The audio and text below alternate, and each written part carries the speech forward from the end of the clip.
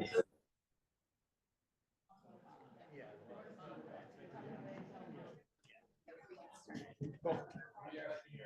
everybody. Thanks for coming. So glad we had a good turnout. I was thinking we would, so I'm glad that that's happened. I definitely see some new faces, so sorry for the review for those of you who know us well, but you are on the property of the Great Bay Discovery Center, which is the educational hub of the Great Bay National Estuarine Research Reserve. So National Estuarine Research Reserves, it's a mouthful, we are part of a national system. So there's 30 reserves around the country, and they're all a partnership between NOAA and some sort of state agency. So for us, it's New Hampshire Fish and Game. So this property is part of New Hampshire Fish and Game, and we are all New Hampshire Fish and Game employees. And we have a lot of awesome programming here that's just starting to ramp up for the season. So school field trips, a public visitor center, workshops for adults, field research, lots of different things. And I have a list of some upcoming things at the end of this presentation. But this lecture is part of our Winter Bayview series. So every winter we have a few lectures about issues that are important to Great Bay. And so today you guys are going to hear about wastewater treatment plant upgrades that have happened around the Bay. And Michael Curry is an engineer with Wright Pierce, and he's worked on quite a few of the upgrades around the system. So Newmarket, Newington, Exeter, Durham, Dover, Farmington, a bunch that impact the Great Bay watershed. So I'm going to hand it over to him. We are recording this session too, so if you know anyone who couldn't make it, it will be on our YouTube channel. And we have a couple of kind of species experts in the audience as well. So if you have any questions that maybe Mike is not familiar with the answers, hopefully we'll have someone here that can answer those. Thank you. Appreciate it. Thanks for having me today. Like she said, I'm Mike Curry. I'm the lead for the New Hampshire Wastewater Group for a company called Wright Pierce. We're a private consulting firm that focuses on municipal drinking water, wastewater treatment facilities, collection systems, things of that nature. So I'm going to talk to you today about a discussion of current conditions around the Great Bay with respect to wastewater treatment. The first thing I want to do, I want people to kind of shout out, what are people's backgrounds here? I give presentations to a lot of different types of people, engineers specifically, some scientists, public information sessions. Yell it out. What is it? Nursing. Nursing, great. What else we got? Consultant. Consultant. What kind of consultant? Wastewater. Wastewater consultant. Great, awesome. This is awesome. Front row, I love this. Anybody in the back? Chemist. Chemist, awesome. That's great. These are all like perfect things that connect to everything that we're going to be talking about today. Contractor, right? We have somebody in the audience who's built some of these treatment facilities, which is really cool. That one in particular. Some of it. School commissioner. Sewer commission, awesome, fantastic. All right, so this is great. We have a lot of different parties in the room, a lot of different perspectives on what's going on in the Great Bay and what might continue to go on in the Great Bay. So I'm going to start this presentation off with a little bit of an overview. The first thing I'm going to do for the first 30 slides or so is give everybody wastewater 101 basics. I'm going to talk about beginning to end, what happens at a wastewater treatment facility. If you haven't been to one, you might think these are really, really simple, right? It's just my septic system, but bigger. It's not necessarily the case. So we're going to run through that so everybody has a good foundation of what we're going to be talking about. We're then going to go into a little bit of a discussion of the Great Bay, the total nitrogen issues that have been identified in the Great Bay, and then feed into some case studies. I picked two specifically because I'm most familiar with them. These are two projects that I worked on pretty closely. It's the Exeter, New Hampshire wastewater treatment facility upgrade and the Newmarket, New Hampshire wastewater treatment facility upgrade. I'll talk about the planning background of those, how they got to where they are and where they are today. And finally, I'm going to wrap up with some conclusions. It's 2 slides of things that I want everybody to walk away with from this presentation. So those are going to be something we focus on at the end. Sorry, I Sure. have 2 requests for a microphone. Are you okay with that? Absolutely. Hold the bottom, it should turn green. Yeah. Is that good? Is it too loud? Okay. All right, awesome. All right, first things first, acronyms. There's a lot of acronyms in here. I tried to pare it down as best I can. I'm going to focus on a few here. WWTF, wastewater treatment facility. You're going to see that one across this whole thing. TN, total nitrogen. That's why we're here. NHDES, that's the state regulatory agency, New Hampshire Department of Environmental Services, EPA, Environmental Protection Agency. NIPDES, that's the National Pollution Discharge Elimination System. That's the permitting process that these treatment facilities go through. AOC, this is an administrative order and consent. This is part of the NIPD's permitting process and essentially saying, hey, community, you realize you've done something bad. You're admitting to that, and you're going to admit to an order of what your future steps are. And then some other things, milligrams per liter, that's a concentration nomenclature, MGD, million gallons per day, BOD and TSS, these are measurements of wastewater components. So wastewater 101, get ready. I'm gonna spin through this. I don't wanna waste a ton of time on this, but it's gonna be fun. I love what I do. I love my job. So like, I'm sorry if there's a little too much excitement coming through, but yeah, get ready. It's gonna be a quick race here. So what does wastewater engineering consist of? It's not just wastewater treatment plants, right? That's where it ends, but there's a whole line of processes that we need to do to get up to that point. The first one's planning, whether it's financial planning or planning for a future permit or future growth within a facility. There's a lot of factors that need to be considered in all of these communities when you're building a treatment plant or when you're upgrading a treatment plant. Where do you site it if there isn't a treatment plant there? Is that the best location? Do we have to pump to it? Can we flow to it by gravity? There's a ton of questions that need to be answered in the planning process in order to do these things correctly. The collection system. So this isn't the treatment side, this is the collection system side. This is things like sewers, manholes. How do we actually capture the wastewater within your community to be able to convey it to the treatment plant? Many of these communities have 20, 30, 50, 100 miles of sewer that are associated with their treatment plant. That is as important as the treatment plant in a lot of ways, right? If you're not collecting your sewage appropriately and you're letting a lot of other things in, you can't do your job correctly at the treatment plant. Pumping. Sometimes we don't necessarily have the great geography to be able to flow downhill to our treatment plant. So we oftentimes have to flow to a low spot and then pump it back up. So these are our wastewater pump stations that you'll sometimes see on the side of the road. And finally, treatment. This is all the different processes that we can use to treat the wastewater. And finally, discharge. Where are we discharging to? Are we discharging to the ground, like in a septic system or rapid infiltration basin? Or do we have a body of water that we can discharge? Maybe we're near the Atlantic Ocean and we can discharge to the ocean. Maybe our only option is a tributary to the Great Bay. These are all things that need to be considered as you're working through your wastewater engineering process.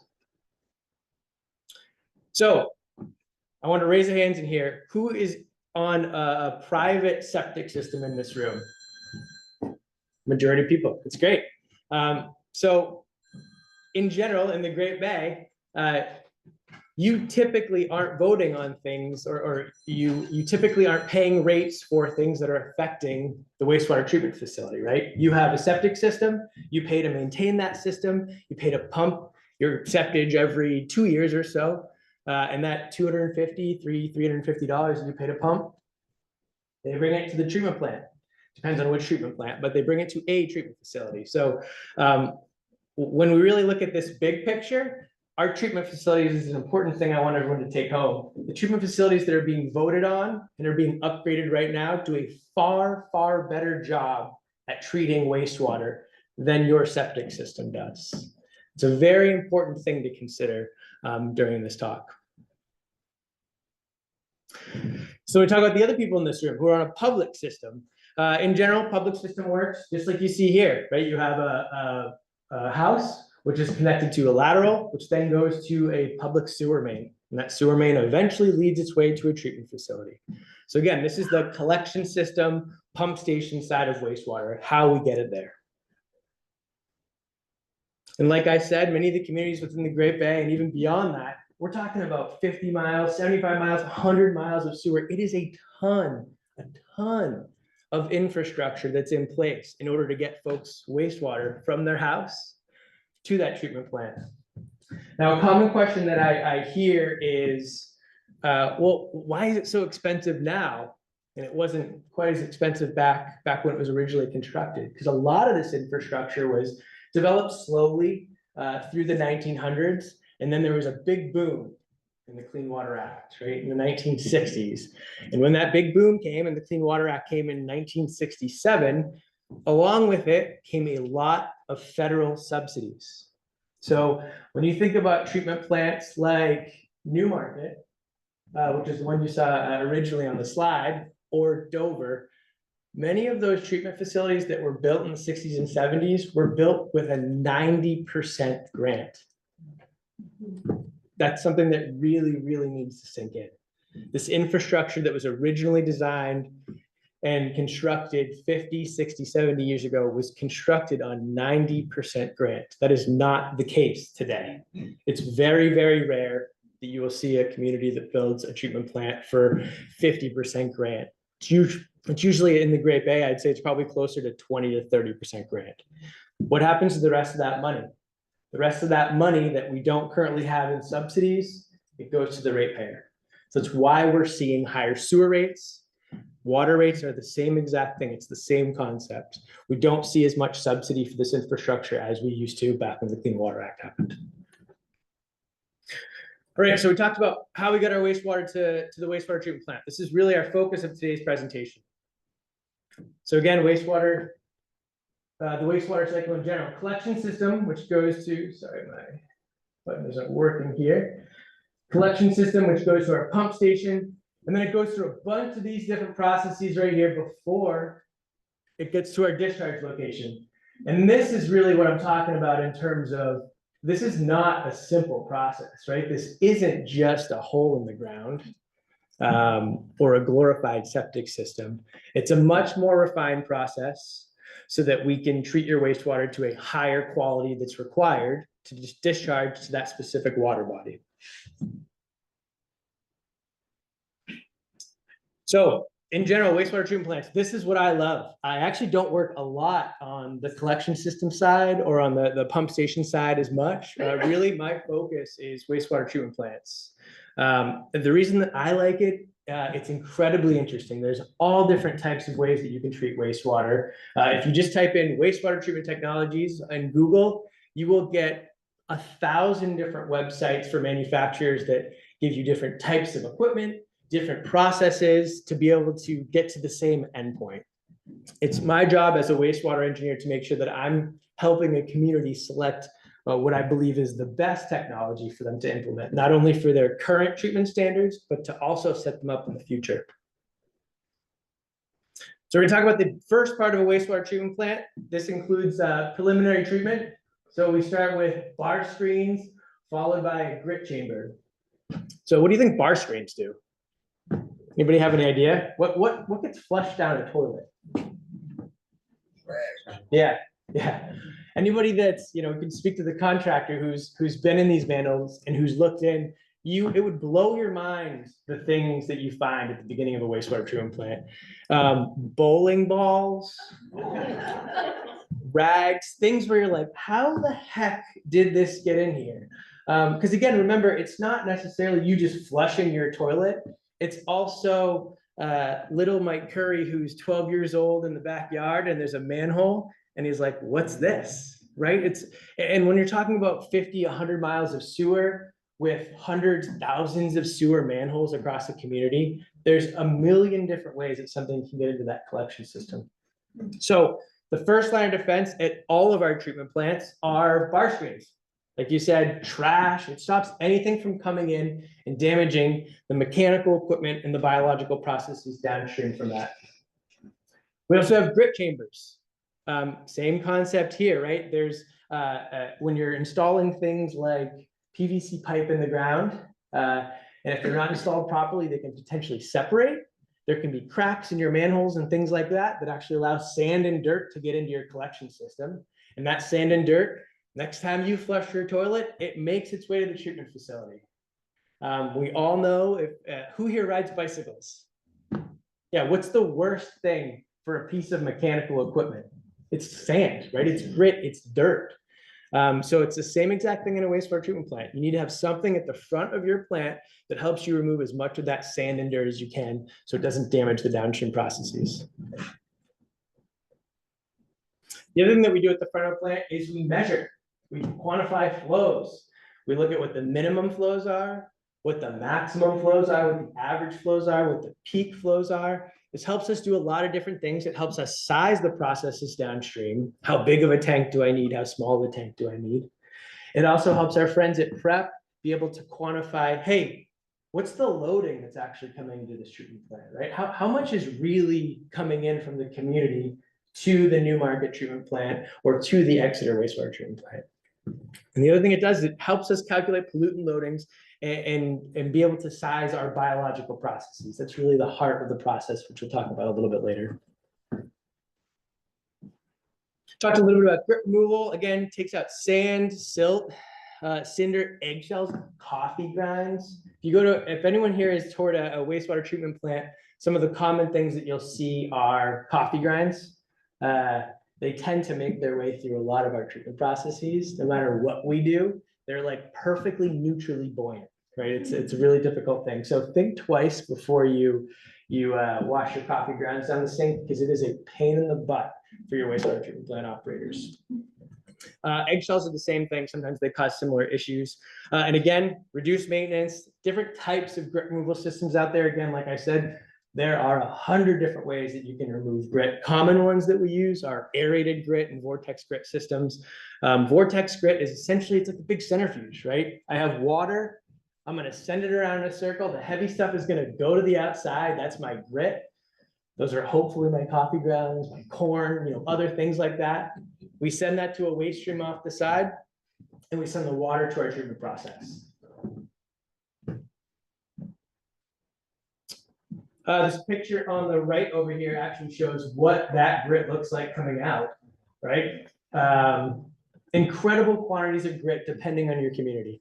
Communities that have older collection systems, or communities that have combined stormwater and wastewater sewer collection, they have a lot more grit in them, and they'll end up developing a lot more grit. However, if you have a newer treatment facility, North Conway is actually a great example. That entire collection system was built in 1995, or between 90 and 95. It's a very tight system. It's new, right? So there's not a lot of other things getting in, so they don't get a lot of grit. Screenings removal. So again, the purpose is to take out, we have specific things here: debris, wood, plastic, trash, leaves. In Nashua, I saw like a railroad tie come in during a rain event. It was a big rain event. Nashua has it's roughly like a 96-inch influent interceptor that feeds the plant. So when they're getting a rainstorm, a really heavy rainstorm, because they have a combined system, the flows to that plant go from 10 or 15 MGD up to 50, 60 MGD plus, 60 million gallons per day. What that does in a system, anything that was sitting at the bottom of a pipe, think about a rain gutter, all of a sudden starts to mobilize. You have a lot more flow, and things just rocket to the wastewater treatment plant. So the beginning of those storms, a lot of these communities will see a big flush of screenings or anything else that had happened to make its way into the sewer. Nashua actually has like a funny little, down by their screenings on the lower level, they have all the things that they find. There's always like little kids' toys that got dropped in the toilet. There's like $20 bills. There's people's IDs. Yeah, there's a whole plethora of things. It's a little collection. And again, the purpose is to reduce maintenance and downstream. We're doing a lot of treatment downstream with this, with mechanical equipment that's spinning. There's pumps that are sucking. We want to make sure they don't get any of those things in that mechanical equipment. Here's a picture on the left of what screenings look like on the front of a screen. And again, this is where the screens discharge to. Oftentimes our screens have associated with them what we call a washer compactor. So it takes all these wet, nasty things, it gets it into like a kind of a small ball. We shoot water at it and we agitate it to try to get any of the organics off, push that back to the process. And then what ends up coming out is, like you see here on your right, you end up getting these logs that are like 16 inches in diameter, maybe 18, 24 inches long, of just raw, it's mush. It oftentimes is very, very hard, funny enough. It kind of acts like a cement once it dries out a little bit. It's not quite as nasty as you think it would be. But yeah, this is the beginning part of our process. We haven't even made our way to the core of the wastewater treatment plant yet. We've already done a lot. The next is primary treatment. Now, not all treatment plants have this, but many of them do, especially older plants. Primary treatment in general is really just a big settling basin. anything that we haven't moved out, that we haven't screened, anything that hopefully was able to be captured in our grit removal system that makes it by there. We then put it through our primary treatment and it settles out and we have a sludge that's associated with that. Yeah, the purpose is sedimentation. Purpose is to remove solids. We want to remove even more solids at this point, things that weren't necessarily able to be screened and weren't caught in grit removal. Many treatment plants first started as a primary treatment facility only. We were discussing this early. Newmarket was that case. When they were constructed in 1967, all they were was a primary clarifier. They had screenings and grit removal up front, and then it went to a primary clarifier. And then from there, it was disinfected and it went out to the river. And that actually does a pretty darn good job when you think about it. In reality, your septic system is kind of just a primary clarifier in a lot of ways. So that process, it's very, very simple, doesn't take up a lot of room, relatively cheap in terms of operation. And then we get on to secondary treatment. So secondary treatment is really sort of the next phase in wastewater treatment. So we went through screenings, screened out all the nasty stuff, all the toilet paper, got rid of the grit. We've settled anything that could settle pretty easily, in say 4 to 6 hours. And now we're sending the rest of our wastewater to another process. Because at that point, there's a lot of things that are in our wastewater that aren't necessarily settable. They're dissolved for the chemists back there, right? We'll have things like total nitrogen, ammonia, which is in a dissolved fraction, right? So you can't settle out ammonia. You can't settle out phosphorus until you react it. So the aeration basins in the secondary treatment process acts to take the next step. And what we do in that process is, it's a biological one. We actually use microbiology to our benefit. It's kind of crazy to think. It's really, the way I describe it best is, it's like your stomach, right? We're not, like humans themselves, we're not really doing too much in terms of our gut. We have other things that are doing the work for us in our stomach, right? That's why you see these probiotics. Eat this yogurt, it's probiotic, right? That means that it's good for your stomach. And really what it's good for, it's good for the bacteria that's in your stomach that's assisting you in breaking things down so that you can then absorb it.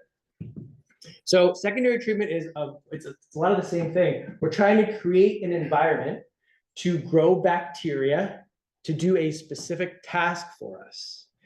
And that task is a bunch of different things. It can be BOD reduction, which is a measurement of carbon. So how much carbon is in your wastewater. So we can actually grow bugs that reduce that carbon. They convert it to things like CO2, water. And what happens when they eat? When they eat this carbon, or they eat ammonia, or they convert ammonia, what happens? They get bigger. That's right. Just like us. They colonize. That's right. They grow. They grow very, very quickly. The more food you give them and the warmer it is, the more they grow, proliferate, and split. So they also develop additional cells. They create more and more of themselves. We'll talk about it a little bit later, but it's not too dissimilar from what we do. Your poop, it's 90% cells. Those cells are what's doing the work, right? You're not actually excreting waste. You're not just, it's not just yogurt or things that you ate directly, right? It's the biological activity inside your gut that's eating those things that you then have to waste out. It's the same exact thing in a secondary treatment process. I didn't make this connection for a few years until I was at home and my mom had an upset stomach and she was taking milk of magnesia to help her. And I was like, I wonder what this is, right? This is it's odd stuff, right? Like it looks a little weird, doesn't seem like you should drink it. And I look on the back and it's magnesium hydroxide. Magnesium hydroxide we use in secondary treatment. When my secondary treatment process isn't happy, just like my mom's stomach, we give it milk of magnesia. No joke. So it's a lot of the same things that you think about in terms of your own biological stomach, your own process there. We can also use this process to select for bacteria that convert nitrogen to nitrogen gas.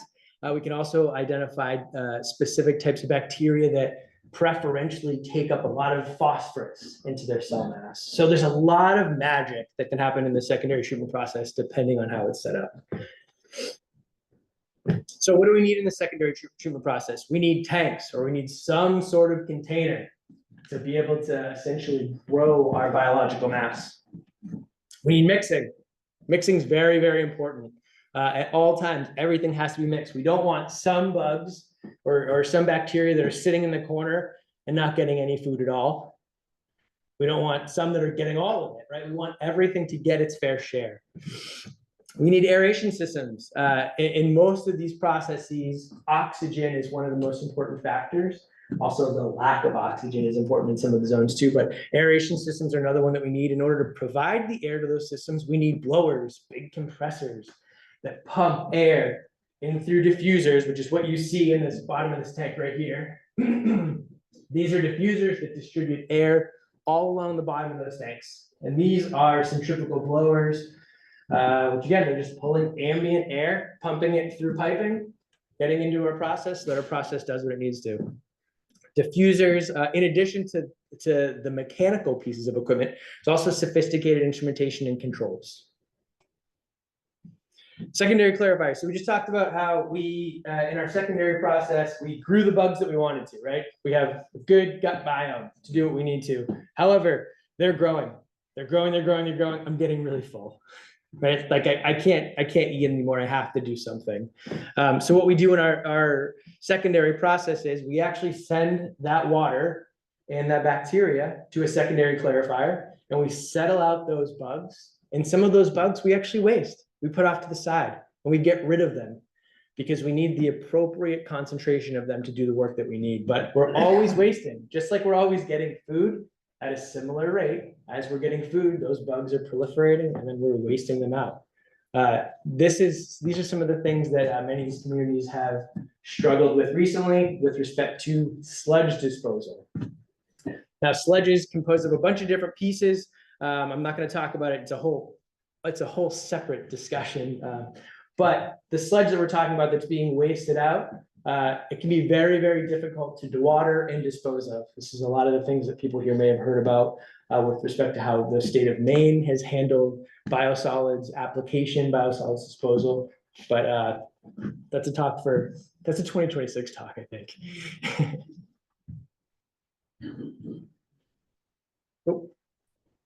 Again, solid disposal, we're not going to touch on it too much here, but once we have we've wasted out some of that biological activity, we then have to dewater it before we actually dispose of it. It's really, really wet. It's much just like chocolate milk once it's actually wasted. So we don't want to just truck chocolate milk. We want to truck something thicker. So there's a variety of different ways that we can deal with reducing the water volume in that, because water is expensive to truck. We can do that via digestion, or more commonly in the Great Bay specifically, we use dewatering techniques. This includes things like centrifuges, screw presses, Fournier presses. There are a lot of different options out there for communities to reduce the water content of their sludge. Typically, it goes from, say, 1 or 2% solids, so 98% water, up to, say, 20 or 24% solids, somewhere in that range. And then disposal. Again, this is the hot topic, especially in places like Maine, and Vermont has some actions as well. Disposal can include incineration. Manchester, New Hampshire, they incinerate their sludge. If you go down south, Connecticut, there's not a lot of land in Connecticut, but there's a whole lot of people. They do a lot of incineration of their sludge. Landfill, turnkey, takes a lot of wastewater sludge. Most of the communities in the Great Bay, in fact, that's where their contract is with. That's who their contract is with. It's with turnkey landfill because it's close. The cost for sludge disposal is really two parts. First part is, how much is the tipping fee?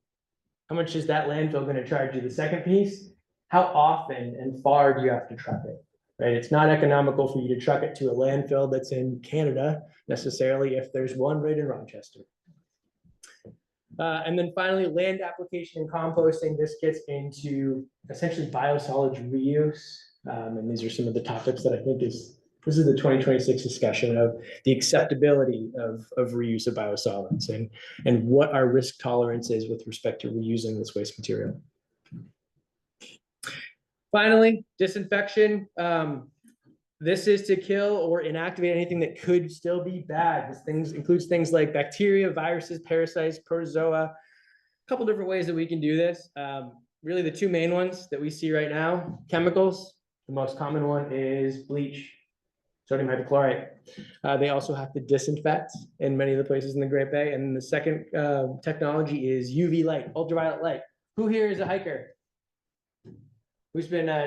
Who has a UV disinfecting bulb? Does anybody? Oh wow, that was a fad. That didn't last long at all. It's the same exact technology. In fact, if you look at that, the fine print on that UV disinfecting bulb, it says that you have to filter your water before that, because if there's anything that's in your water, that bacteria is going to hide behind it, right? It's light. That's all that it's doing. All that light is actually doing is it's taking its DNA, it's scrambling it so that it can't replicate in your body. Because that's the problem when we get sick with these things. That's the problem that happens is you get that virus, or you get the bacteria, and then it goes wild.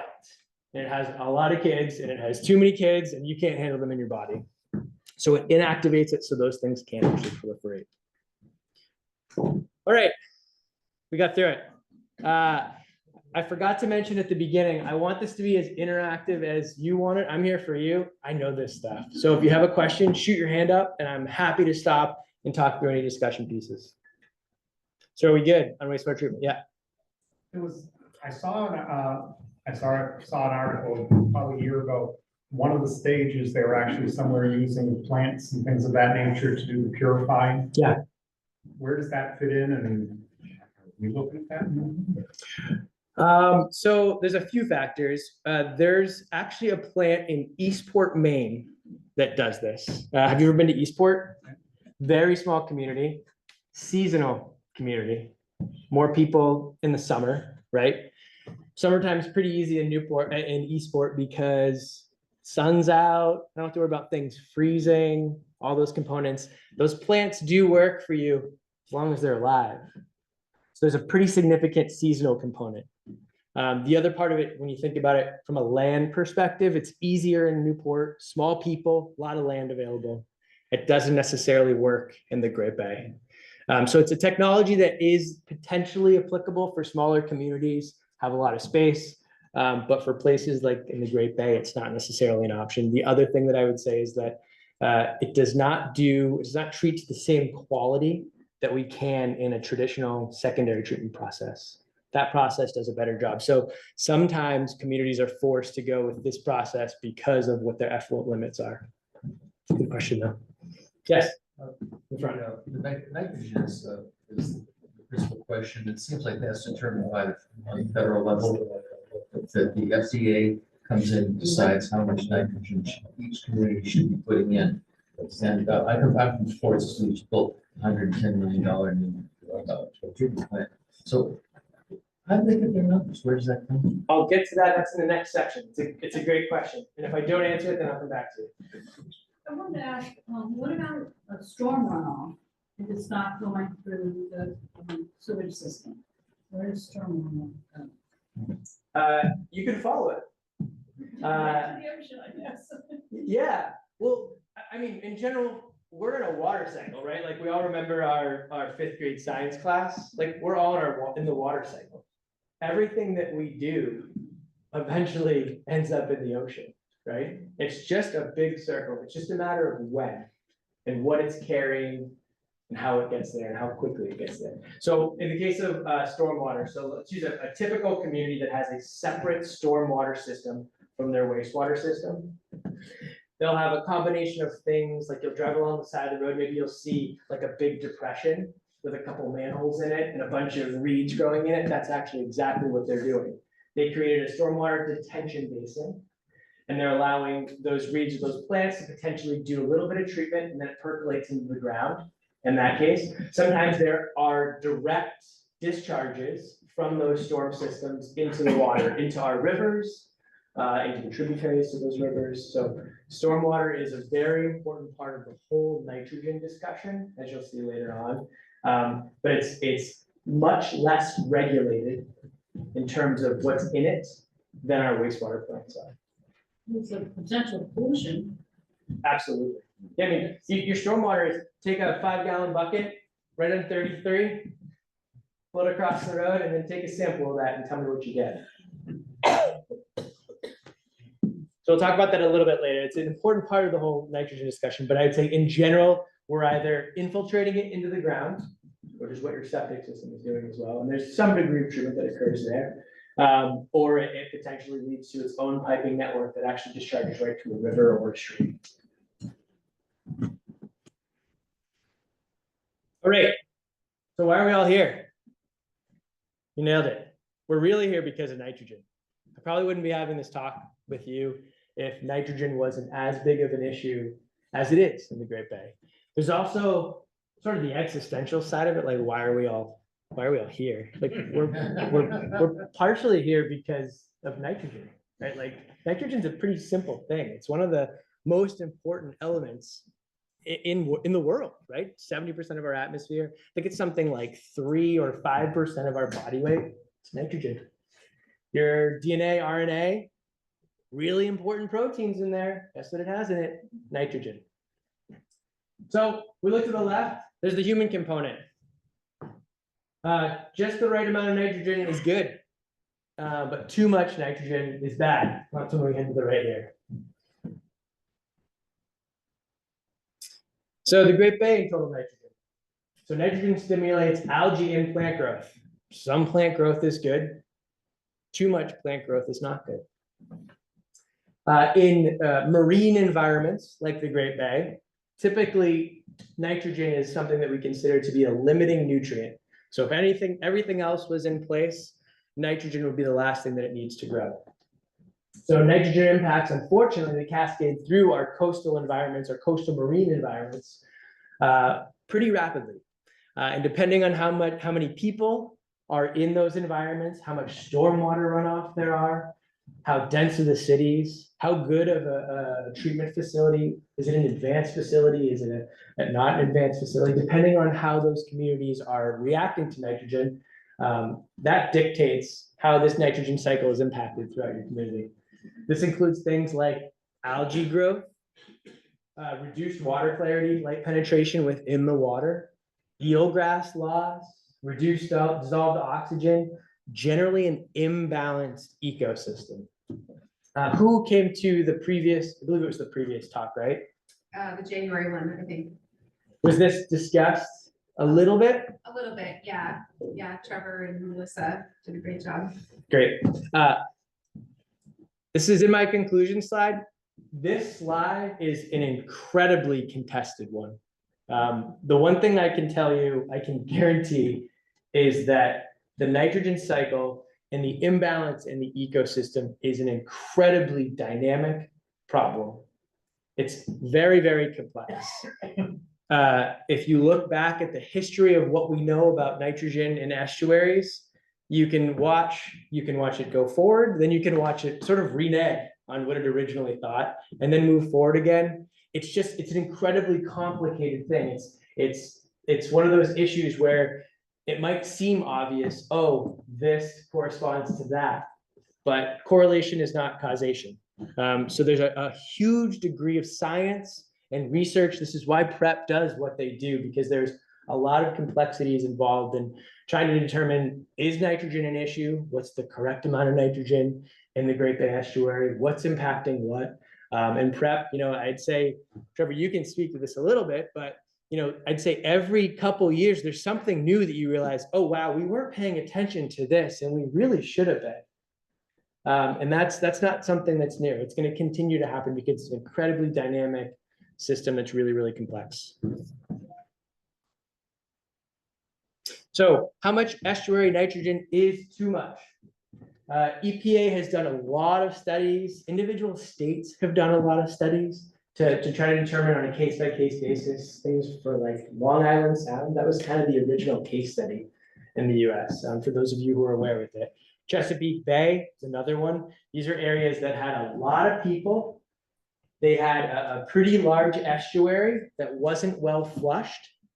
And they were starting to see 20, 30, 40 years ago, they were starting to see issues in those estuaries related to the ecosystem.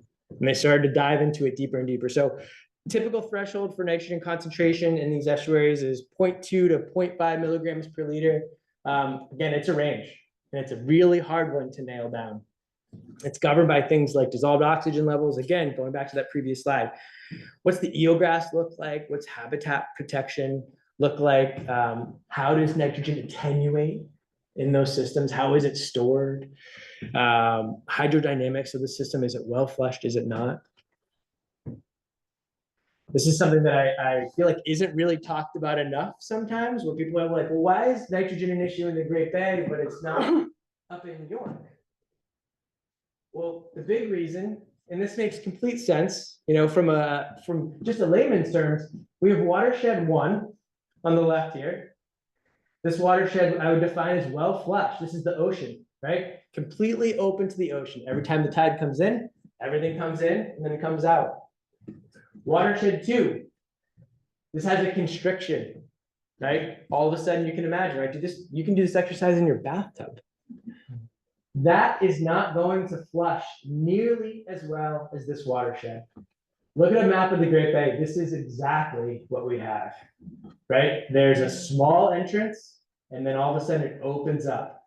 Now that creates like a lot of amazing things, which is why the Great Bay is the Great Bay.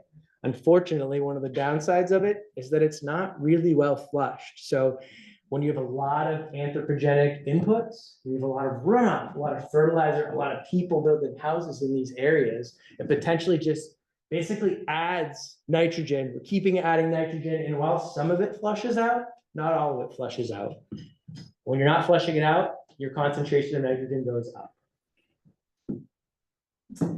So again, the bad news of this whole discussion, we were talking about this a little bit earlier, is that we all live in a coastal watershed. We talked about how nitrogen is, it's been identified as a limiting nutrient in marine environments. But again, when you really think about it, if you're in the middle of the country, if you're in Oklahoma and you discharge to a river in Oklahoma, where is that going? It's eventually going somewhere, right? And that somewhere is a coastal marine environment. So that's the bad news. So in the Great Bay specifically, and this is getting to your discussion, this issue had been identified for a while. And once it got to a point where the state realized they needed to take action in 2009, and actually before that, there was a study done by NHDES to develop a numeric nitrogen criteria. So what this study was trying to do was study the Great Bay, figure out what is the right amount of nitrogen in the Great Bay, what's the appropriate amount for it to have a healthy ecosystem. And then they were looking to extrapolate that and apply it to wastewater treatment facilities. Sort of down the line to say, all right, this is the correct amount of nitrogen. Here's what we need you to do. So again, like I mentioned, incredibly contested topic overall. The science of it, there is a ton of science. I wish Trevor and I had the amount of money that has been spent just looking and thinking about nitrogen to try to land on what the right number is. So that numeric criteria was issued in 2009. That same year, the Great Bay was placed on the state's 303D list, which means that it was listed as an impaired water body. So what that is that's a trigger so that any future wastewater permit is issued has to then look at that list and say, what is it impaired for? Okay, am I doing something appropriate to make sure that I'm not furthering that impairment or that I'm even bettering the system? So there's a lot of contention around that original study. 2013, 2014, the Great Bay non-point source study was developed. And this gets to your discussion right there where we talked about the fact that point sources, wastewater treatment facilities, are not the only source of nitrogen to the Great Bay.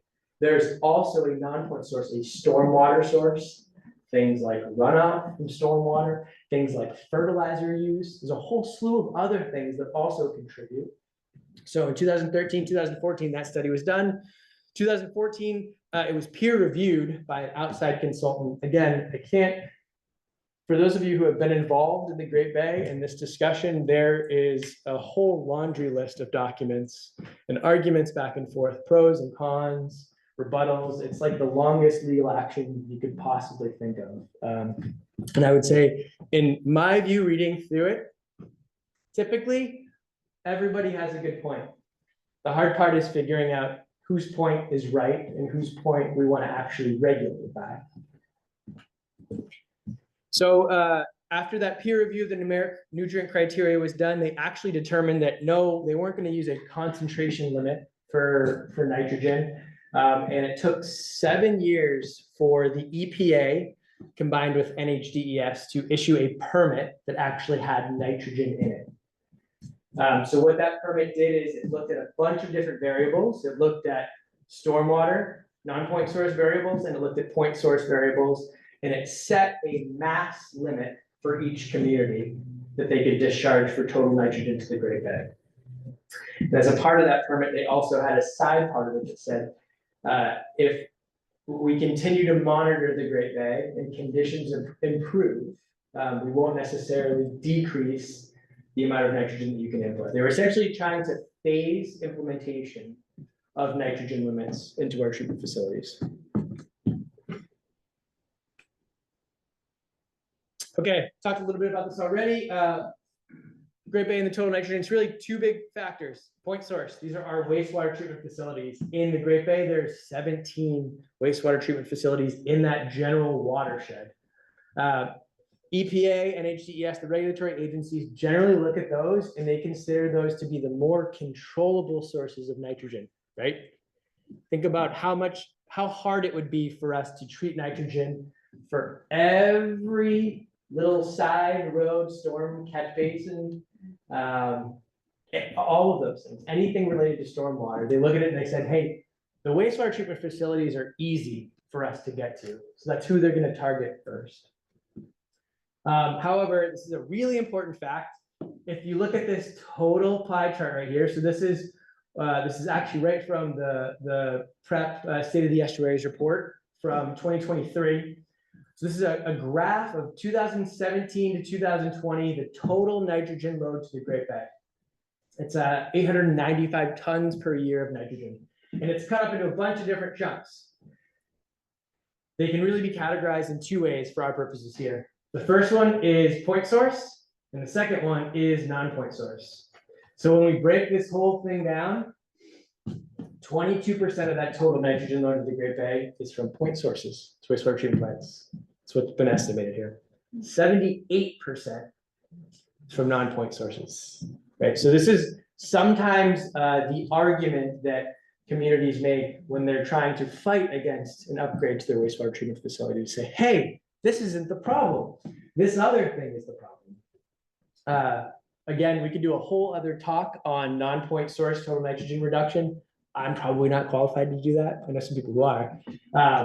That is a whole other animal in itself.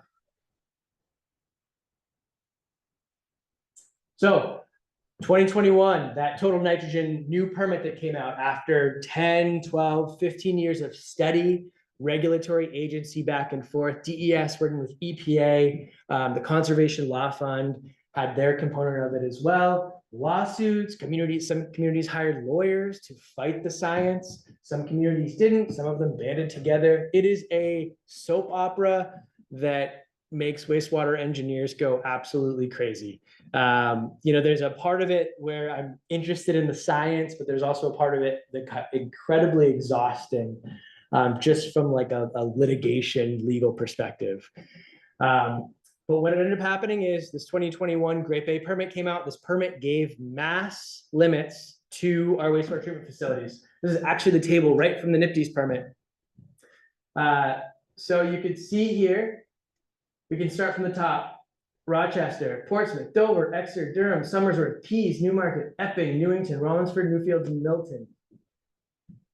The ones that are in blue since 2014, 2015, the ones that are in blue have had secondary treatment plant upgrades that are specific for total nitrogen. So they knew it was coming. A lot of people have known that this is coming, right? This isn't something new. The actual original facilities plan for Newmarket, done back in 2002, said, hey, you need to upgrade soon, and you should really consider total nitrogen removal. Now, the target that they were going to aim for the degree of nitrogen they were going to remove, that was the biggest question, because there is a significant cost difference between treating to, say, 8 milligrams per liter than it is to, say, 3 milligrams per liter. Like an entirely additional process. I mean, we're talking about a $10 million project going to maybe a $15 or $18 million project. So where communities landed, that was really a point of contention. Many communities coordinated directly with EPA and DES to say, hey, here's what we're proposing to do. You're not going to screw us down the road, right? You're not going to come back tomorrow and give us a limit that we can't meet, right? So there was a lot of negotiation, a lot of discussions behind the scenes. Finally, it landed on this total nitrogen limit, total nitrogen permit for the Great Bay, which actually expires, I believe, at the end of this year. I think it's December 2025. So again, this permit right now is for New Hampshire communities only. Maine, the state of Maine writes their own NIPDES permits. There's 4 wastewater treatment facilities that discharge to the Great Bay Estuary. They have just started, I'd say within the past year, they've just started to issue NIPDES permits to those facilities with nitrogen limits. They are, I'd say, Maine is 5 to 8 years behind New Hampshire in terms of acting on what is identified as a nitrogen issue in the Great Bay. What I will say is those blue ones, again, those are ones that have already been upgraded to some degree. The other ones may not necessarily be not meeting their total nitrogen permit. They just may have already had a process that did it, or they may have upgraded for some other process that wasn't nitrogen specific. All right, yes. What happens in a town like Stratton that has no sewage system, it's all separate tanks? Great question. So what happens in your septic tank? Go back to Well, it goes partially through some of.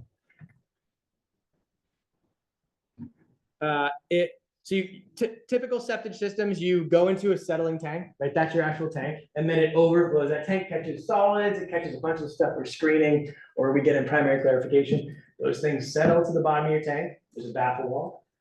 Yeah. Clear water flows over that baffle, then it goes into your leach field. Your leach field, when that was first designed, somebody did a test. They did a test to see how quickly water percolates into the groundwater. If it doesn't percolate fast enough, you have to find another spot for your leach field. If it percolates fast enough, then they identify, yeah, this is an okay spot to have it. So what ends up happening to your wastewater is it actually drains right into the groundwater. Now there is a degree of treatment that happens in a septic system. Again, it's pretty primary. It's nothing near what you would see in a traditional or especially a secondary treatment facility. But that wastewater typically it's high in nitrates, and it goes right into your groundwater. Does anybody here ski Attitash? Great, perfect. So Attitash right now, Lower Bartlett, is actually going through a major collection system installation. I don't know if you've heard about this. They're installing collection systems all up in Lower Bartlett because their groundwater was identified to have been contaminated with nitrate. Anybody know what nitrate does in groundwater? Anybody heard of blue baby syndrome? Yeah, so blue baby syndrome is something, it's something where if a young child ingests water that's high in nitrates, it acts to block essentially the transfer of oxygen to that baby. They turn blue. Yeah, it can be deadly. So long story short, the wastewater that you're discharging from your house in Stratton is all going right into the groundwater. And if you look at some of the non-point source studies, some of that 78% and a lot of the research that has gone into that, they go into detail about how that makes its way to the Great Bay, because that does as well. It's potentially slower, but in general, total nitrogen, I want to be clear, it's a watershed issue. This is not just an individual community issue who has wastewater treatment plants. There are 50-something communities in the Great Bay watershed. They all contribute nitrogen to the watershed in different forms. And into well water. Potentially into well water. Oftentimes when you cite a septic system, they do a check, right? They see, where is your well? And if you look at them, mostly they try to put them as far away from one another as they can, right? But a place like Stratham, so we'll get to the case study for Exeter. Stratham, as they develop more, there may be an opportunity in the future for them to say, you know what, we really need to take the burden off of our groundwater here. We have too much density, too many stores, too many people, too many whatever, too much nitrogen, right? In one area. We want to protect our natural resource of groundwater. What we're going to do is we're going to build a sewer. We're going to collect this wastewater. And Exeter actually has a plan in that their plant is designed to handle a small flow from Stratham if Stratham decides to take it. There's a whole permitting side of that, but that's what happens in a place like Stratham. We live on the Exeter town line, so let's go. Right. Yeah, it's a really good question. And it's an even more important one for a lot of people in this room that are on septic systems to understand, hey, what is my wastewater doing? How is it impact the Great Bay compared to, say, me? I live in Portsmouth. I flush my toilet and it goes right to the Mechanic Street pump station and then up Pierce Island. I know what it does, right? Yours is it's a little more, you still know, right? But it's a lesser degree of treatment in general. There's a level of microbe activity in that leach field. Absolutely. Reduce it. That's absolutely right. But it's not, from a total nitrogen perspective, it's not a lot. It's not nearly the removals that I'll show you, the before and after concentrations in Newmarket and Exeter. It's not nearly what that is. But you are correct. Leach fields are an amazing thing.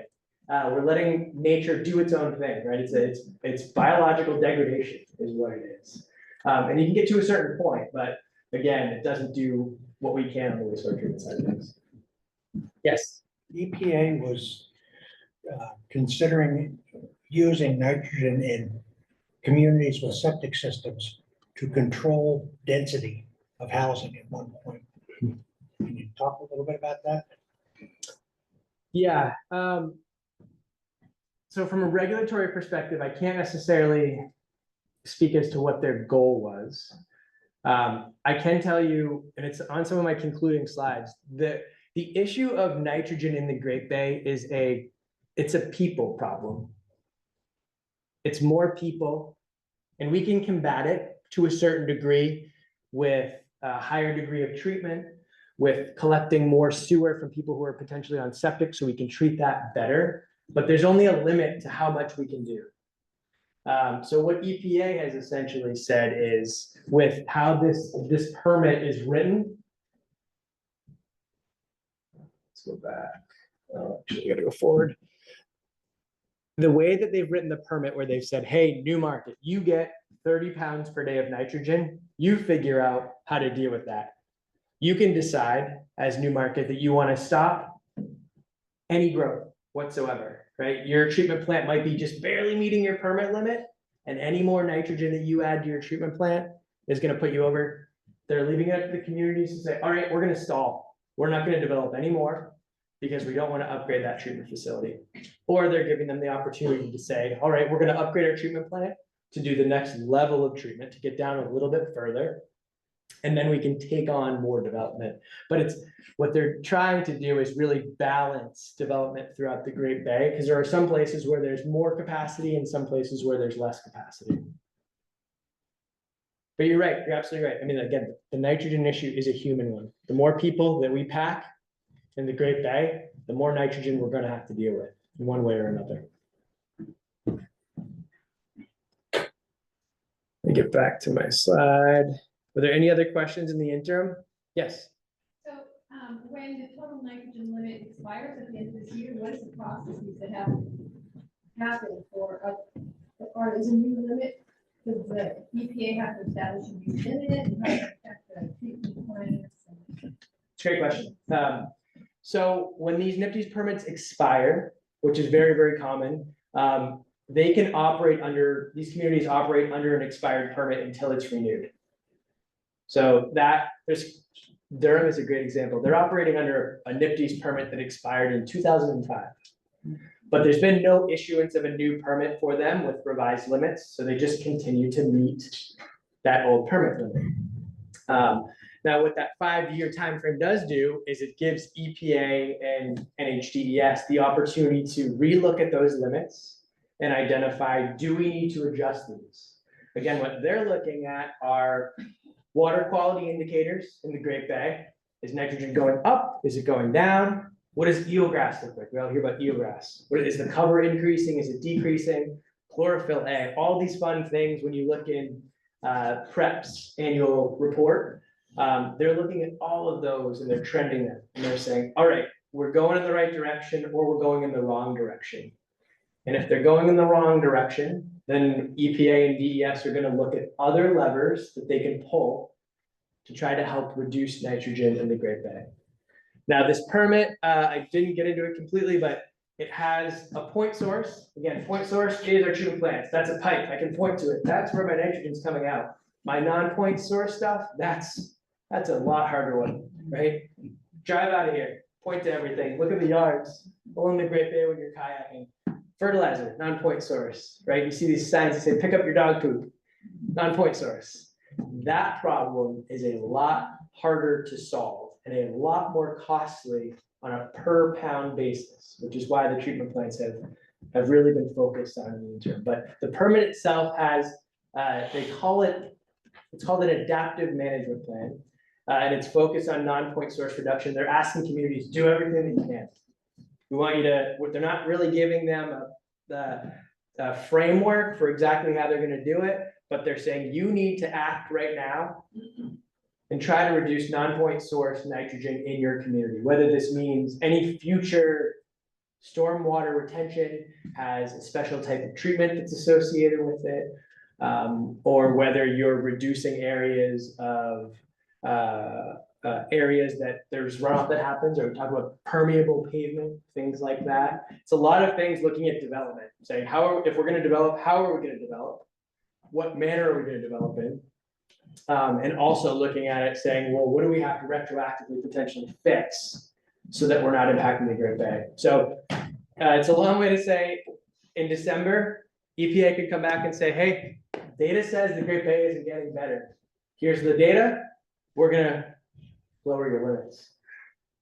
Or they could also say, hey, data is questionable, right? It seems to be trending the right way in some places, seems to be trending in other places the wrong way. We're going to continue with this for another 5 years. We're going to ask the communities, with the assistance of places like PREP, to continue to monitor and evaluate it. And we're essentially checking the pulse, right? They might just say, hey, things are going okay right now. Keep doing what you're doing. Again, there's some communities, which I won't point out on here, that haven't done much of anything for total nitrogen. And they've really kind of kicked the can down the road. They've taken alternate paths to try to avoid it. I think, if I was to give my estimate, I think the communities that have done something about nitrogen at their treatment facility, they'll likely leave those communities alone, and they potentially might ratchet up some of the administrative and regulatory levers that they can pull to force the other communities to take action. Trevor, what do you think? Cool. All right, it's 3:05. I love the discussion. I do have a question. Besides- Sorry, good. Besides the eelgrass, what are the direct effects of too much nitrogen? So, and this is a little bit more of Trevor's land, but I'm gonna try to give a general answer. Eelgrass is important to estuary health, not just because of it, right? It's not just the value of eelgrass. It's what eelgrass provides to the general ecosystem. So when you look at the ecosystem tree, eelgrass is incredibly important for like migratory fish, for a bunch of animals that rely on that thing. It would be like chopping down all the trees in the woods and then being like, well, did we really care about the trees, or did we care about everything that depended on those trees? So eelgrass has been identified in estuaries like the Great Bay as one of those really critical pillars of the ecosystem as a whole. Does that answer your question? So basically, you monitor the eelgrass to see how successful you're. So it actually, this whole story kind of started with eelgrass. That was one of the really obvious indicators for people. And then that led to, okay, well, what else is it besides eelgrass? Is it things like dissolved oxygen? Let's monitor dissolved oxygen. How does that change throughout the Great Bay? Is that at a healthy level?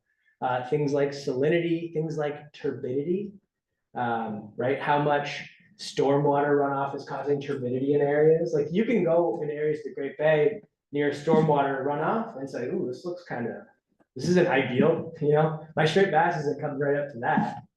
And you can look in other areas where it's great.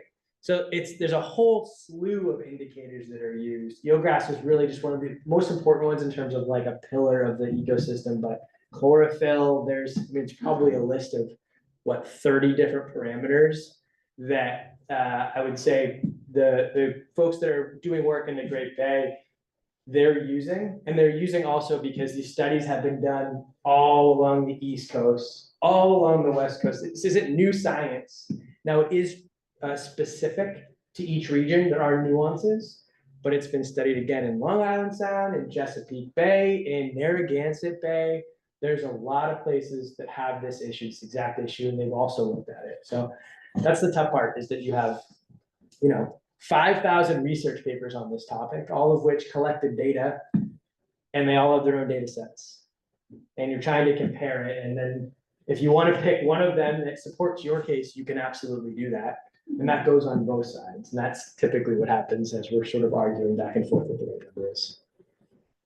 So just to add to that too, eelgrass is not only absolutely foundational habitat in the Great Bay, but it also acts as a very easy canary in the coal mine. So it would be like if the canary supported the rest of the habitat in the coal mine. So you can sort of look at it both as an indicator itself of all of these processes and as a habitat itself because it's so significant. It's a sensitive receptor, right? So it's one of the first things that they use. Whereas there's other ones where it's like, I heard this actually from some folks in Newmarket after we did that upgrade in 2015. They said the fishing here isn't any good anymore.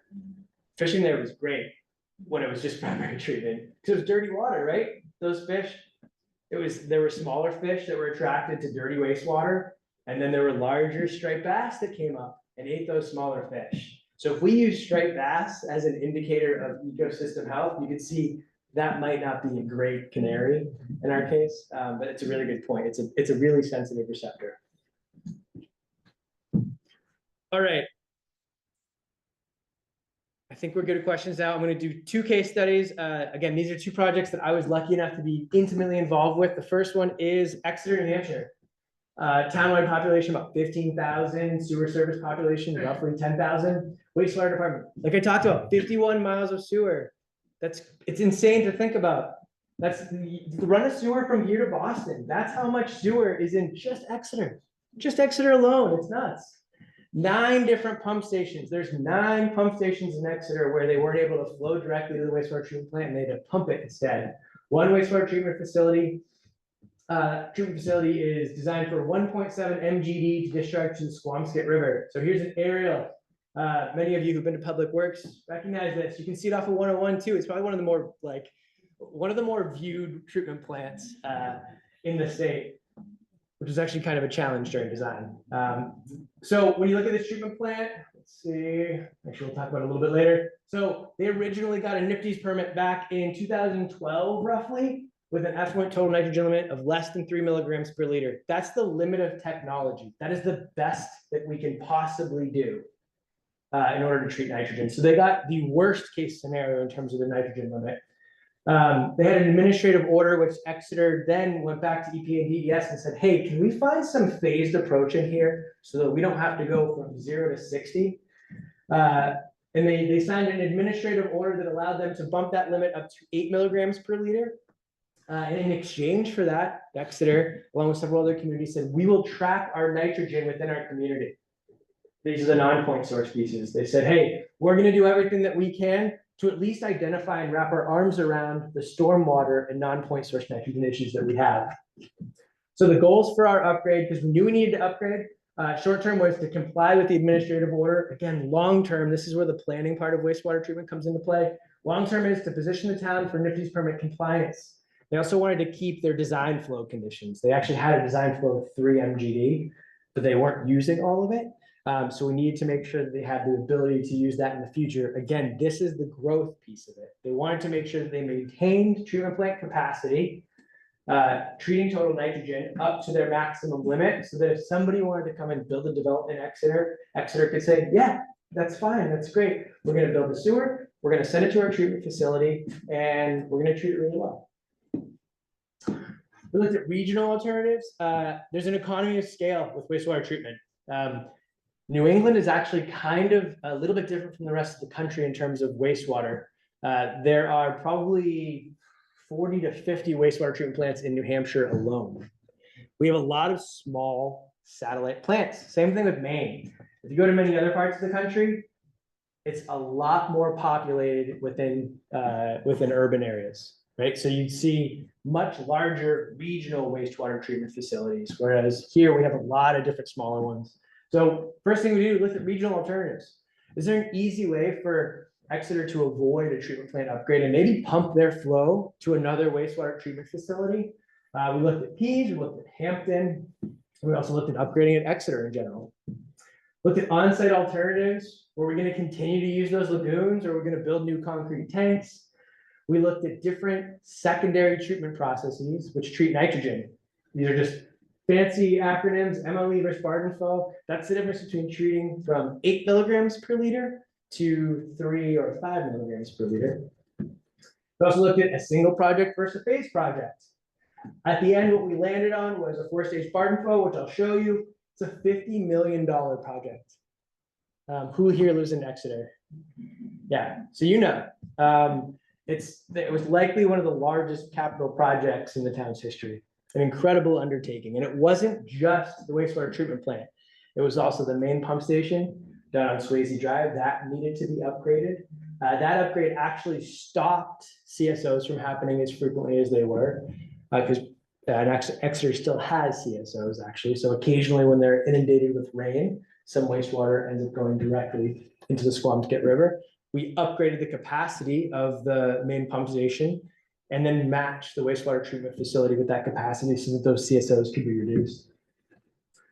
So again, wastewater treatment plant, sewer force mains going all the way up. I believe that's Route 85. Is that correct? Going all the way to 101.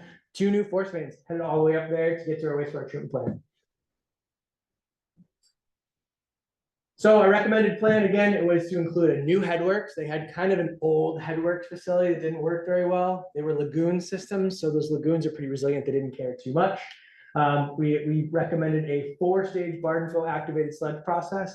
This would allow them to get to roughly 5 milligrams per liter. And if they did some small tweaks in the future, they could actually get down to, say, 3 or 4 milligrams per liter, depending on the conditions. UV disinfection for their disinfection process. Exeter decided we don't want to use chemical. We want to try to get away from chemicals, right? Chemicals are bad. The less we can use them, the better. So they went towards UV disinfection. They used centrifuges for their solids handling process. And what they actually did is they kept the lagoons. You'll still drive by those on 101. You'll still see the lagoons. You'll say, hey, is that what's in use? It's not really what's in use currently. The way that that system was designed was we actually sized the tanks to say, hey, what if it took all the flow, the peak flow that we know that this plant gets? Tanks were this big.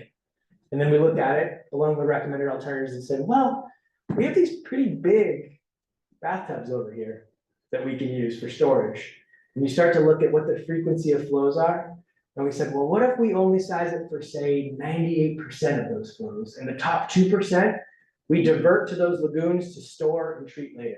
That takes our tank from this, and it goes down to this. So it's a way to save money in terms of what the capital project actually looks like. And finally, in terms of phased upgrade approach, we provided a layout which gave them space for future primary clarifiers. If there's growth within Exeter, that's one way that they could add and increase the capacity of their treatment facility.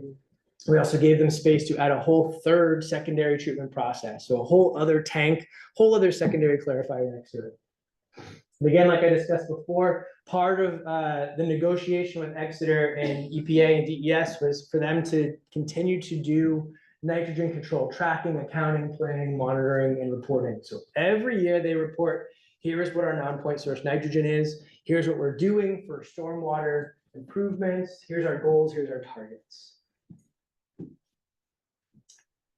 All right, so a quick tour again. We have the 3 lagoons. This is the lagoon that is, if you saw it from the road, it was a sludge lagoon. So they actually took the old sludge that was in these lagoons when they filled up, and they dumped it into here. And it sat, right? It was expensive to get rid of. So this ends up being kind of like your leaf pile in the back corner of your yard, where you're like, I don't want to go to the compost today. Like, I'm just gonna put it over there. That's what this ended up being. So this is midway through construction. So you can see that entire new treatment facility, the best place really to put it was in that location. What this did is it allowed them to maintain those other lagoons as equalization. So again, those are basically big bathtubs. When they get too much flow and their treatment plant can't handle it, flow is diverted to those big bathtubs.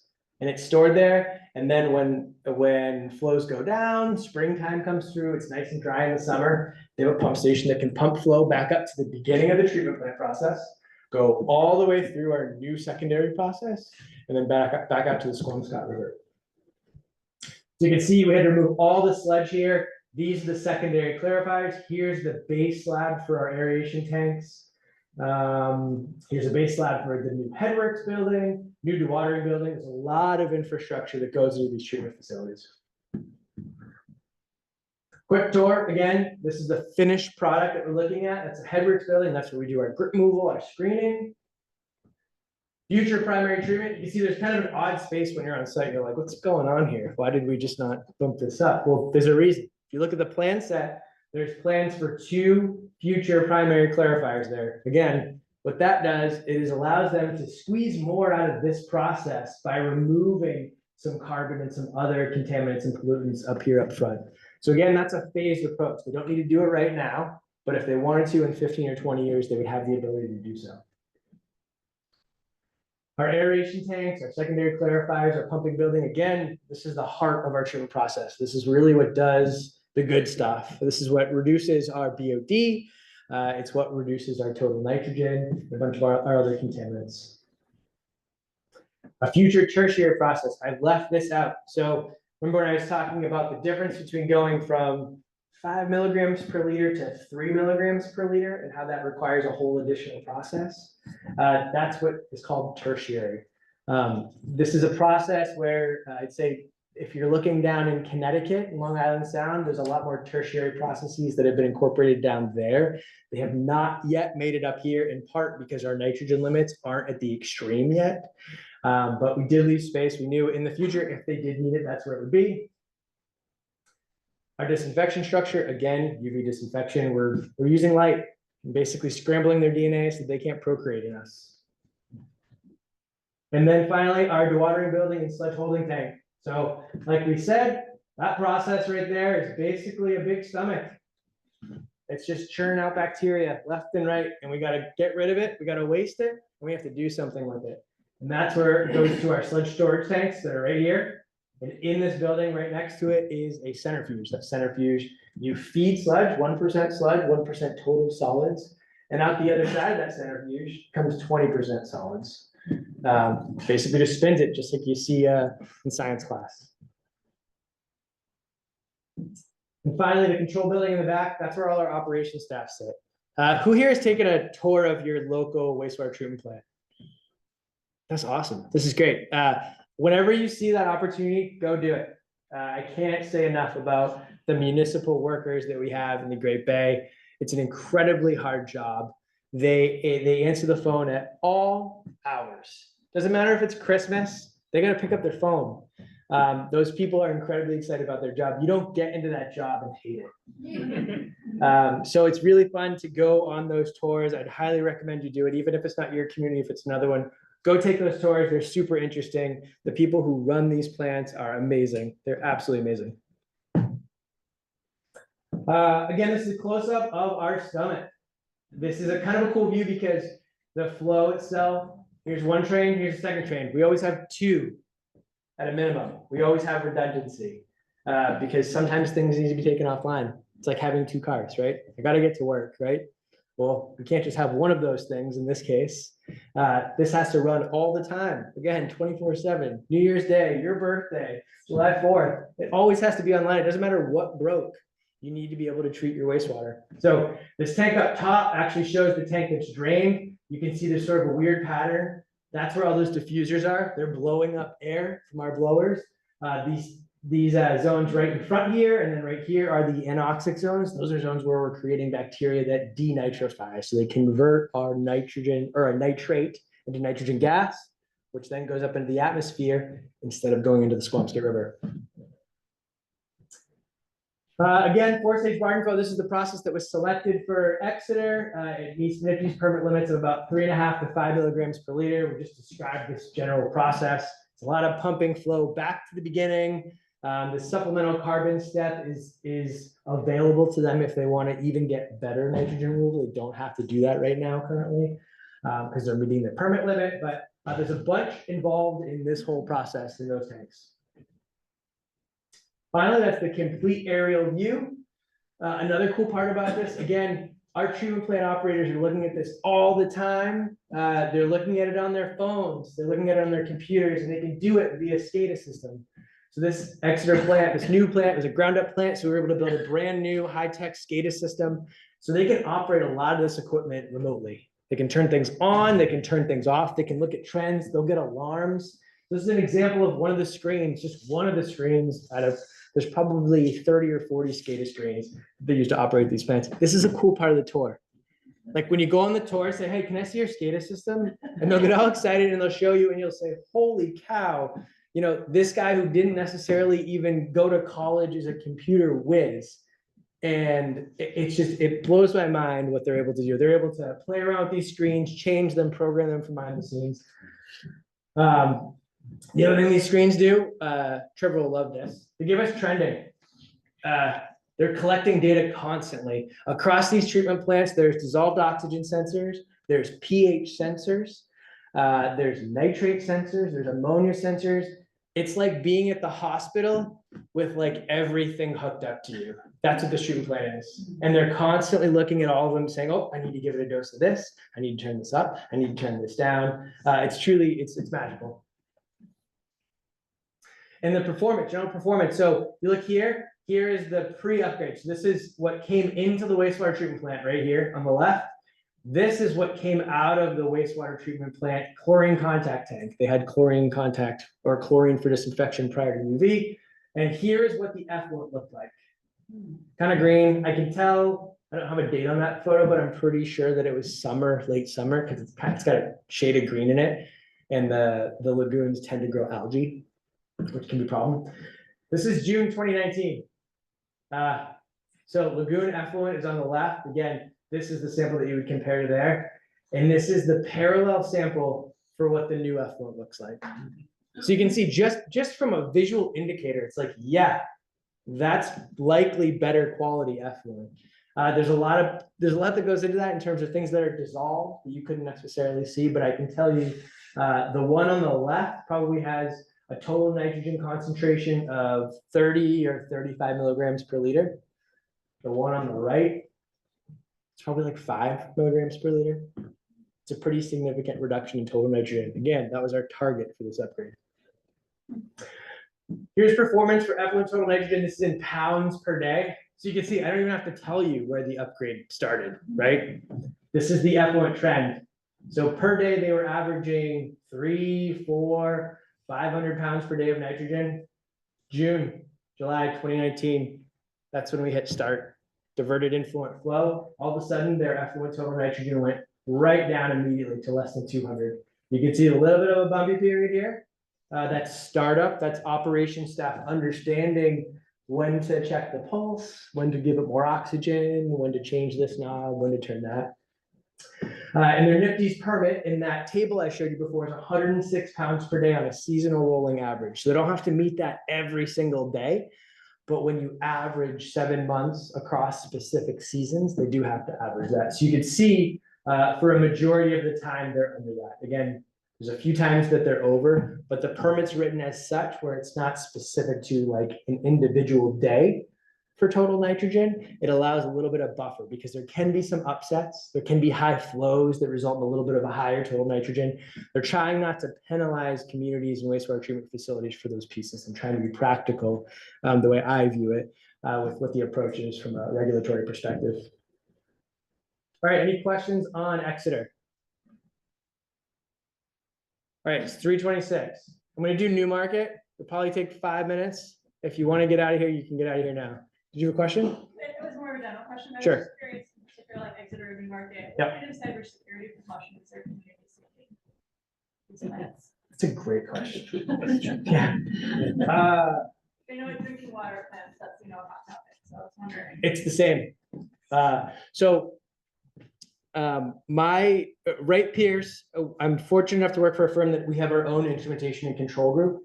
So I have a bunch of people. I'm a civil engineer, civil environmental engineer. Like many of us in this room, I don't speak computers, right? Like it's over my head. So I have an instrumentation and controls group that really dives into the cybersecurity side, into the networking side, into all those pieces. There has been a push over the last 10 years federally to develop standards for what are appropriate guidelines in terms of how you set up a network, how you access a network from the outside and all those pieces. So both of these plants were designed with, at the time, what was considered to be the best technology to combat that. Now, what I will say about cybersecurity is that one of the issues with it is that they're always going, like the people who are really good at this, they're always going to be ahead, right? We're just constantly trying to catch up. So those guidelines, they're always, it's like, it would be the same thing if you had to update your phone every single day. That's like the perfect measure, right? And even then, there's a 6-hour span where you weren't updated and somebody hacked like a little nuance in your system, but they were all designed to be able to provide the highest level of security. A big thing, to be honest, when you look at cybersecurity attacks, they say it's like something like 90% of them, whether it's infrastructure, energy, or whatever, it's because somebody didn't change the base password and it was 1, 2, 3, 4. I know, isn't it? It's ridiculous. They just had something up at DES. There's a group that's now focused on cybersecurity, helping municipalities, both in the administrative side as well as in their infrastructure groups, helping them come up to speed on it. That's like the first thing they say. It's like, put a protocol in place that requires you to update your password, and then strength of password is another one. Can't be 1, 2, 3, 4. That's like the biggest piece. The other part of it is, like I mentioned, in order to staff a treatment plant, water treatment plant or wastewater plant as effectively as possible, we need to give them remote access. We have to make sure that we are controlling how they access that remotely, because that is a portal into your treatment plant.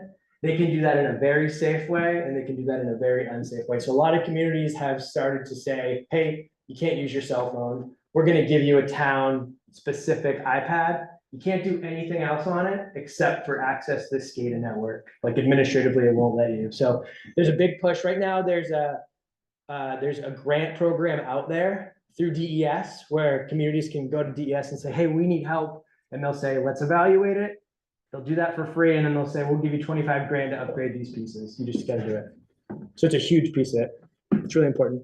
I just heard last week at any one time in New Hampshire, roughly it's like 5 to 7 communities are being hacked. And we've all heard them. Some of them have actually happened through consultants, which is crazy. Like a consultant sent somebody a link, or they got hacked. You know, Wright Pierce got hacked, and then something came through from a Wright Pierce email and went to Concord. Somebody in Concord clicked on it, and then Concord shut down. Wow. It's insane. It's crazy. And they're always ahead of us, but there's definitely a lot of measures that we try to take on both the water side and the wastewater side to combat it. All right, Newmarket. This was near and dear to my heart. My first day at Wright Pierce back in 2014 was at this plant. I actually stepped off of a concrete pad, which the gentleman who just left actually built. And it was their sludge drying bed, and I didn't know that. Because I was new and kind of a greenhorn, and I went like 18 inches into digested sludge. Yeah, with brand new boots that I was like, all right, this is wonderful. Yeah. And it was kind of like, it was a little bit of hazing. I remember the treatment plant operator was like, all right, you can go wash yourself off over there, but don't drink out of that hose because that's effluent. It's not potable water. It's like, all right, great. So this is a wastewater case study for Newmarket. Service population 7,500. Their flow is about 850,000 gallons per day for design average. They only actually receive about half that. Again, this is the discussion of growth.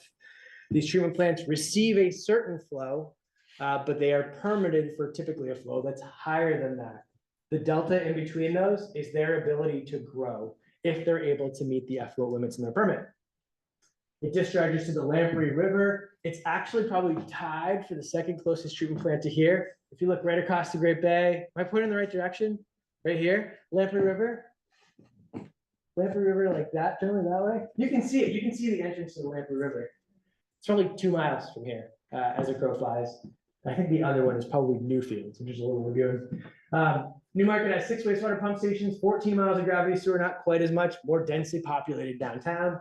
Since 1985, this treatment plant has had primary treatment, trickling filters, or secondary clarifiers. Those did a pretty good job of BOD and TSS treatment. However, it did not do a good job at nitrogen. Effluent nitrogen was 30 to 50 milligrams per liter, so it really wasn't doing anything to nitrogen. However, trickling filters, they were great. This was like a pretty hot commodity in the 70s and 80s. Very simple system to operate, which is important, right? You want something that's pretty easy for folks to be able to run. Simple, it's very reliable, low power consumption. Again, disadvantages are that it had limited process flexibility. You couldn't change it. You couldn't just turn on a tank, turn off a tank. It's not how the thing worked. It just worked the way that it worked. It was a one-trick pony, and it did that. So again, limited total nitrogen reduction. General timeline, again, 2002, the consultant who was doing the facilities plan back in the early 2000s knew this was coming. They knew the 2021 permit was coming 20 years ahead of time. They said, you should really think about it. We think 5 milligrams per liter is the appropriate middle ground that will allow you space to grow in the future. Again, we talked about these middle ones. Great Bay study, right? Everything that happened with the study, the fight against the study. In 2011, there was a facility plan update. So again, more planning to say, where are we at? What do we need to do? And then in 2012, Newmarket was issued a NIPD's permit with the lowest total nitrogen limit of 3 milligrams per liter. Similar to Exeter, Newmarket negotiated with the EPA and said, hey, can we find a phased approach that works here? Can we sort of take a step and then take another step in the future? EPA agreed. So in 2015, we started the wastewater treatment evaluation and design. This goes a little bit to the planning side. What do we do when we're starting to plan for this? This is the original site here. Again, those are the sludge drying beds that I stepped off of and ruined a pair of boots on. So our goals here were to really look at flexibility for the future, what the town wanted to determine for their goals. Some communities say, you know what, we don't want to mess around with it. We want to go straight to the best that we can do. Other communities say, you know what, let's take a little bit more of a phased approach. We think that's going to be less impactful on our sewer ratepayers. So we're going to take it in a couple different steps. It's different for every community. Every water sewer commission has their own approach to these things. We need to look at the schedule, because with the administrative order, there's a schedule associated with that. EPA says you have to do this by this certain time. Stakeholder concerns. That's the town, right? Town administrator, town manager, sewer ratepayers, PrEP, right? CLF. There's a bunch of different players that are in this discussion that need to be considered. Affordability concerns. There's a really tight site. Has anybody canoed or kayaked down the Lamprey River from right in downtown? You've seen the treatment facility, right? Right on your right. It's on a steep hill. Really, really steep hill. That steep hill was actually great for the trickling filters. It's not great for other processes. So it was a tight site. We only had so much room. And the hard part about wastewater,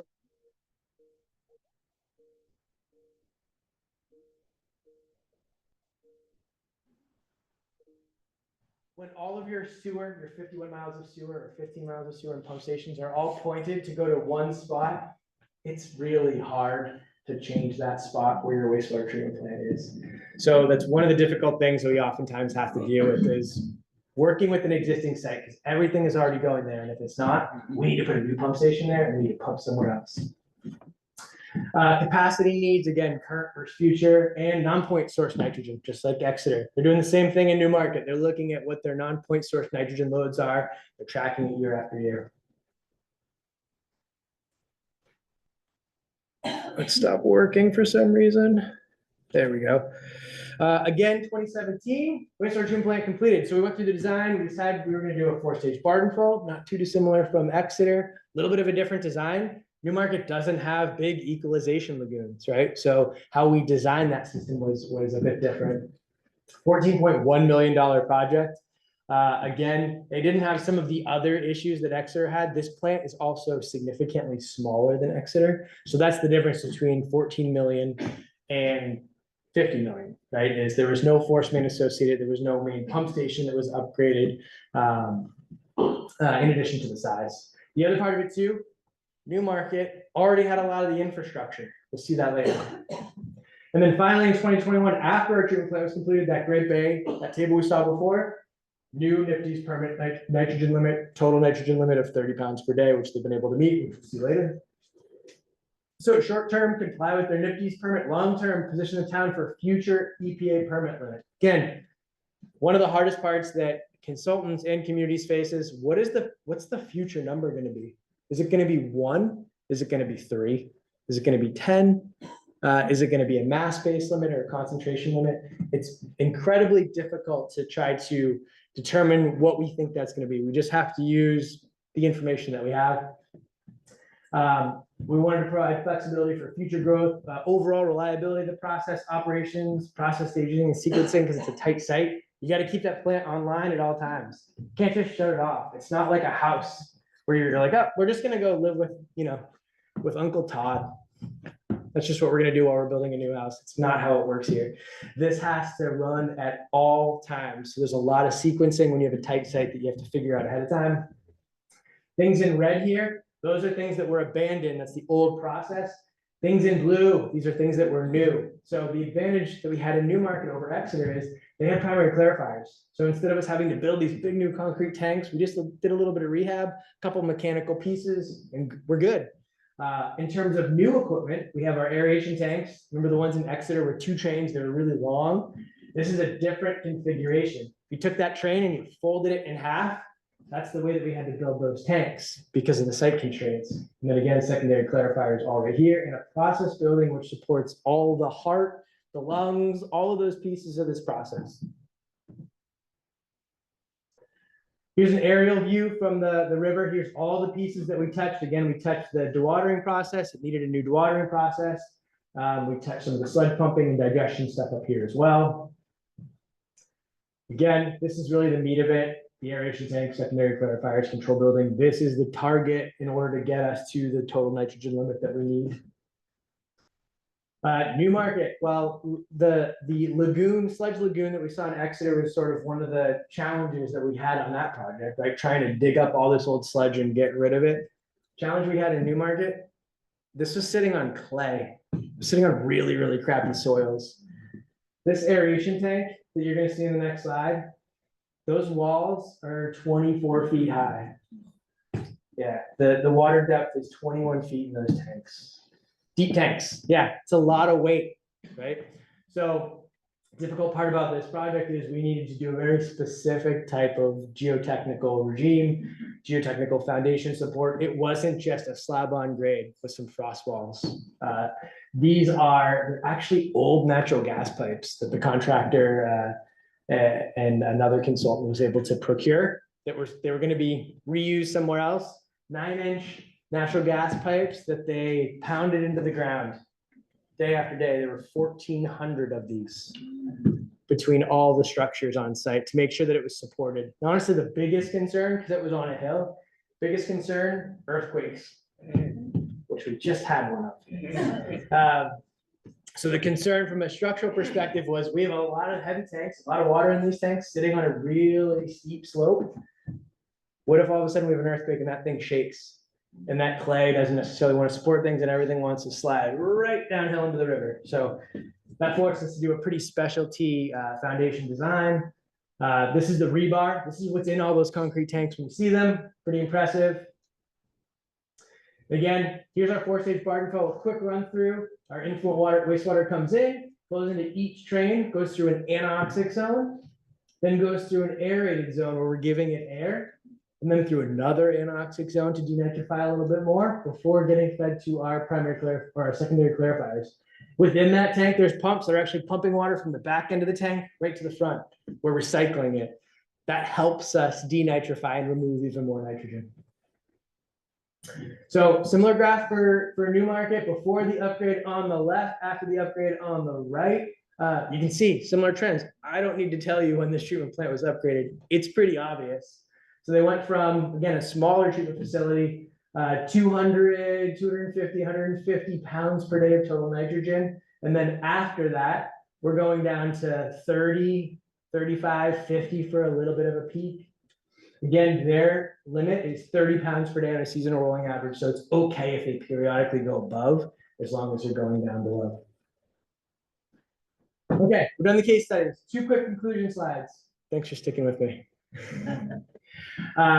Nutrient issues are complex. That's one thing that I want you to take away from this. Do not go into any of these discussions thinking this is a simple issue. Everyone's being stupid. Why don't they just solve it? It's because they're incredibly complex. And I would argue it's on both sides. There's people on one side that say we are being too conservative with permit limits that we're putting forth, and we are not doing the right thing for sewer ratepayers, and it's overprotective of the environment and this and that. There's a case to be made there. It's an important case to be made, right? We need to be practical. On the other side, this is our backyard, right? I have a 2-year-old. I would love for my 2-year-old to grow up and live in the Great Bay watershed. Unfortunately, that's probably not the best thing from like a practical perspective, but there's ways that we can mitigate it. So it's a constant balancing act. Nutrient issues are directly related to population density, energy use, land use. This is the comment that you made before. The perfect scenario, if we all really care about the Great Bay, we would move. We would move somewhere else. It's just what we would do. But none of us want to do that. We would move, or we would limit development. Again, this comes to the concept of, well, am I going to limit development so that my son can't live next to me? Well, that's not fair. Like, that shouldn't happen to me. Let's limit their development. You know, it's an incredibly complex public policy issue. And nutrient control strategies require a watershed approach. This is the point source. What's coming from our wastewater treatment plants versus what's coming from everything else. This is likely where we'll see the most strides in the next 20 to 40, 60 years. It's in this 78%. But again, what we got to do is prioritize, because this money is coming from us. One way or another, it's coming from us. We need to prioritize what the cost removal is per pound of nitrogen. And wherever that is, that's what we need to attack first. And then we need to keep going down the line. But when it comes down to it, nutrient control strategies are expensive. You think the $50 million is expensive for Exeter? You should see what the costs are to treat all the non-point source nitrogen in Exeter. It dwarfs that number. So they're expensive. There's no way around it. And federal and state funding mechanisms will be critical. We talked about the Clean Water Act. When a lot of these treatment facilities were first built, 90% grant. It's not what's happening today. So when you think about supporting local legislation, local sewer rates, things of that nature, this is something that we need to be really conscientious of. Lobby your local representatives. There's a lot of good ones in the Great Bay that are constantly knocking on the state's door saying, hey, we need more money. You need to help. You really need to help. And finally, education. That's why you're here. Go to your treatment plans. Tell your friend to come to talks like these. I will give these 5 times a year if I have to. Education of the public is the most important piece, in my opinion. And finally, conclusions. This is the first part. What's the status? 6 out of the 13 wastewater treatment plants in New Hampshire and the Great Bay have been upgraded for TN removal to date. That's great, right? They did it before that permit even came out. Other communities that are on that list are either in compliance or they're currently evaluating upgrade options. There's a gentleman from Epping discussing Epping. There's currently an RFQ out right now for engineers. So they're doing their best to look forward and say like, hey, what do we need to do? What's our path forward? 2023 State of the Estuaries report card from FREP indicated that nitrogen loading was identified as a positive indicator. If you look at the trends from 2012 to 2020, it was a 64% decrease from wastewater treatment plants. It's pretty amazing, especially considering only 6 of those treatment plants were upgraded for specific total nitrogen numbers. So they've done a really good job. And there's still a few heavy hitters on that list, where if they even had a minor upgrade, it would reduce that even further. So it's a good sign, right? There's a thumbs up, which is great. I love to see that. I actually didn't know that. I read the prep report, and sometimes I feel like as a wastewater guy, and we're like a little demonized from a nitrogen perspective, like we're the bad guys. And it was finally like, yeah, we got to win. And again, further reductions are expected. The Great Bay Estuary is not just New Hampshire, it also includes communities in Maine. Kittery, Berwick, North Berwick, South Berwick. We're currently working with South Berwick, actually, and on my desktop right now, I have a total nitrogen reduction report to review. So they know it's coming. I believe they either have a NIPD's permit that has a nitrogen limit, or they're about to get one, so they're taking the next steps as well. All right, we did it. Only 45 minutes late. So.